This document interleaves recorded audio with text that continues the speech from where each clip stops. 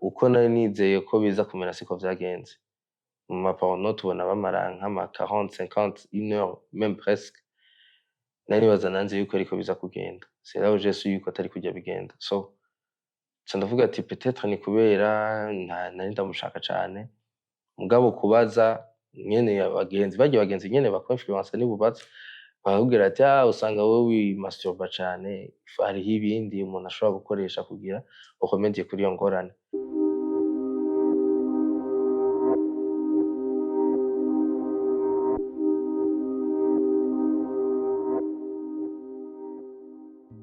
Adolescence yanje yari agitée en tout cas bivanye n'aho navukiye n'aho nakuriye, yari adolescence idusaba kwiyintegra ntibivuze kwiyintegra muri société mugabo muri milieu urimwo aussi bikagusaba kugira ama connaissance n'abantu bamwe bamwe b'aba jeune munganya imyaka, ku buryo uvuga ati habaye nk'ikirori comme tout adolescent, ntihabaye nk'ikirori mbe mfise irigara ndimwo aho ndi iki n'iki, c'est comme ça nyene tukumva umengo uriko uramarka amapa mugabo tout ça vyatuma duca mu bintu ugasanga uriko uragira n'amashwa atandukanye par rapport ya entourage ufise.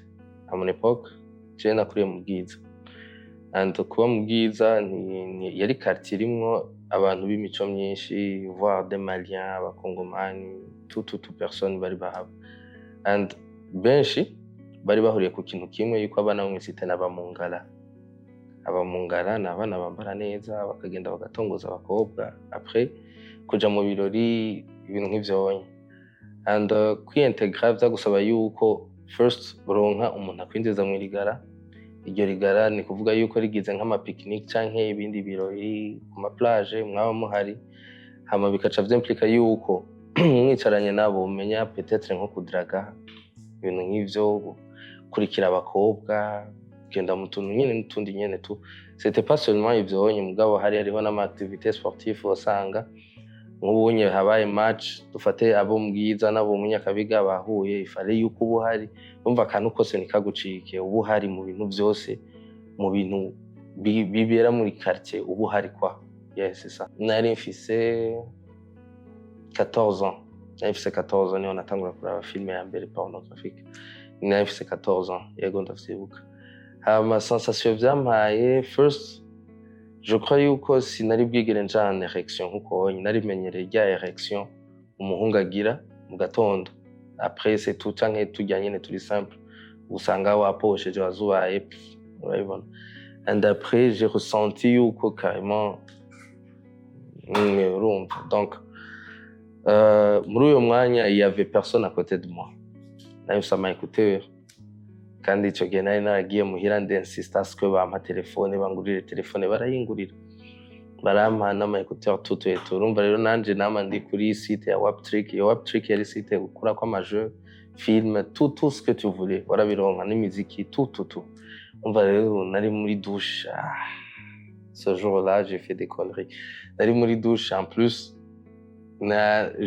à force de se toucher nasanze ndi en mouvement.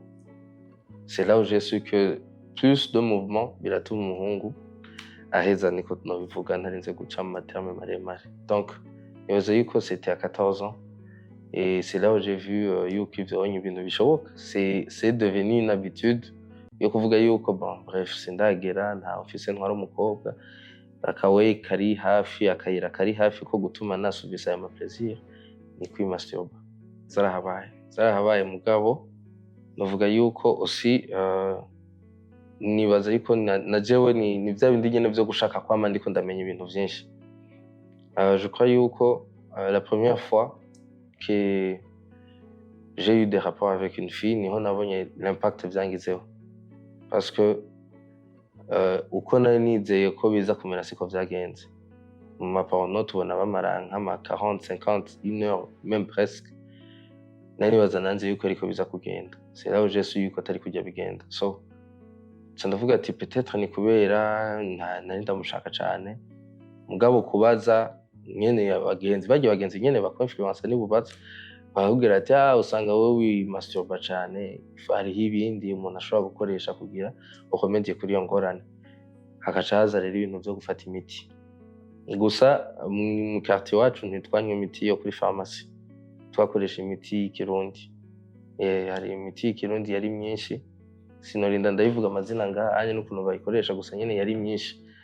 And umuntu a force yo kuyikoresha warabona yuko naho ni hariho impact, kuko utawufise ico gihe ntiwashobora gushaka umukobwa kugira erection, warashobora kuri kumwe n'umukobwa mugabo ntibikunde. Donc ukaca ubona yuko nurya muti hari ico wica. Et après niko ku muntu kuvuga ati bon ok, comment on fait? Est-ce que c'est scientifique? Hari ibintu bishobora kudufasha vyo kwa muganga iki n'iki? Mugabo après on a su que au bas âge nari ndiko canke twari turiko twese ntivyari bikenewe ko tuja kwivuza ngo vyinshi cane iki n'iki, non.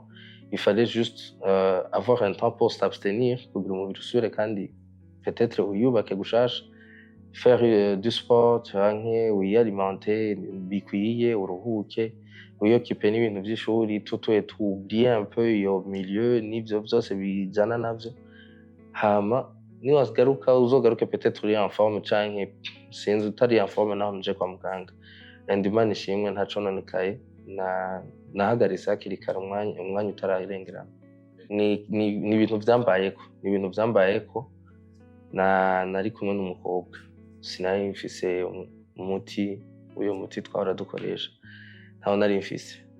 And ndibuka ico gihe navuze ati peut-être ça va passer iki n'iki, ndagenda carrément, ça n'a pas fait le bail, ntabwo vyakunze, biranka kabisa. Ndamurana n'abahungu twamatsatsa turondera akantu twitwaza, ndamubwira ati nari ndushe, nagiye mu masport, biranka. Après elle est partie. Pour revenir vyarafashe igihe kabisa, naje narihaye umwanya wo gusubira kumuhamagara. Biri important yuko abavyeyi baba hafi beaucoup plus abana babo kuri iyo point. Kubera iki? Twama turiko turabona no ku ma réseaux sociaux, kuri internet, tukabona abakobwa bariko barasaba yuko abamama bo baba hafi abakobwa mu gihe bagiye mu butinyanka kugira abana ntibabe complexe iki n'iki. Ni nka kurya umwana w'umuhungu na wene iyo ageze kugenda kugira ivyo agira agasanga ntari kuri niveau umukobwa yaramushakaho, araba complexe na wene. Donc nibaza yuko abavyeyi ubonye umwana wawe ariko araja muri âge ya puberté iki n'iki, mube hafi uzuramwereka utuntu tumwe tumubwira ati ibi ntuzobijemwo hakiri kare, kuri iyi myaka ntibikubereye canke uko ariko kose umuvyeyi wese arafise uko arera umwana wiwe, sivyo nababwira ingene babarera, mugabo bakaba ouvert kuri iyo sujet n'abana babo, ku buryo abana baronka ama information ari so, kuko ama information menshi cane ari erroné kuri internet. N'umunsi ndashobora kuvyuka nkavuga ati j'ai fait telle expérience, nta muntu n'umwe aza kuyicontredisa kubera ni article nza kuba nanditse ndayishiraho onye kuri internet. Umuntu wese yanditse Google akagenda agatayipinga mot-clé iri muri bijya bintu nanditse, aza kuronka vya bindi nandika. Donc nibaza yuko les informations nyinshi ziri erroné, nyinshi niz'ububeshi. Nibaza yuko rero le mieux possible nuko abavyeyi babonye abana babo bariko barakura, nubwo hariho ya mico y'ikirundi nyene, mugabo quand même bagerageza bakaba baba hafi, bakabeduka sur le sujet, parce que l'éducation sexuelle iri hasi cane ngaho i Burundi.